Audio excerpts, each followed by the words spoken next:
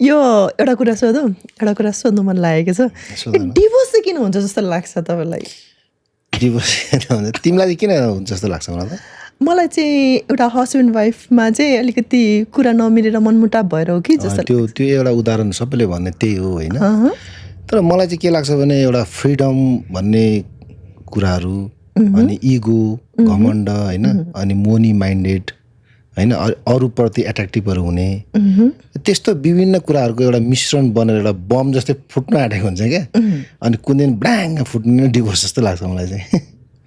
अनि यो सबै ठिक भयो भने चाहिँ डिभोर्स हुँदैन जस्तो लाग्छ? होइन, एउटा मेन कुरा चाहिँ के हुन्छ भने अरूप्रति चाहिँ शारीरिक सम्बन्ध सोच्नु पनि त्यो एउटा चाहिँ मलाई पाप हो मलाई, अथवा शारीरिक सम्बन्ध गर्दाखेरि गिल्टी फिल हुने, आफ्नै श्रीमान श्रीमतीसँग मात्रै गर्दाखेरि चाहिँ अलिकति आनन्द हुने, त्यो फिल हुन्छ भने चाहिँ त्यो जीवनमा कहिले पनि मलाई लाग्छ कि डिभोर्स हुँदैन। हो नि। अनि यो बुढेसकालमा चाहिँ के चाहिन्छ कि चाहिँदैन?